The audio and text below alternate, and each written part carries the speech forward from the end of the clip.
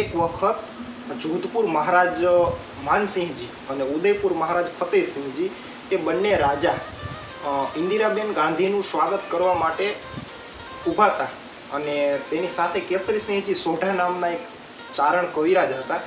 એમાં એ બંને રાજા ઊભા હતા એટલે એને પૂછ્યું, સ્વાભાવિક રીતે કવિનું કામ એટલે લખવાનું ને દુહો એકાદો કહેવાનું હોય છે.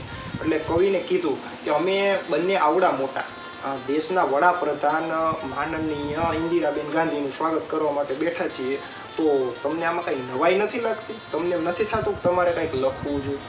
ત્યારે એ કેસરીસિંહજી સોઢા નામના ચારણે દુહો કીધો કે માન પત્તો દો મિલિયા, એમાં નહીં નફો કે નહીં આણ, પણ માન પત્તો દો મિલ જાતે તો ખપ જાતી ખુરશાન. તમે બંને રાજાઓ અહીંયા ભેગા થયા છો અને ઇન્દિરાબેન ગાંધીનું સ્વાગત કરવા માટે ઊભા છો, એ બહુ સારી વાત કહેવાય. મને જાણીને રાજીપો થયો મને, પણ એમાં નફોય નથી નુકસાનય નથી. પણ આ જ વાત જો એમ કહું કે મહારાણા પ્રતાપસિંહજી અને માનસિંહજી કછવાહા જો એક સમય મળી ગયા હોત તો ખપ જાતી ખુરશાન. એટલે કે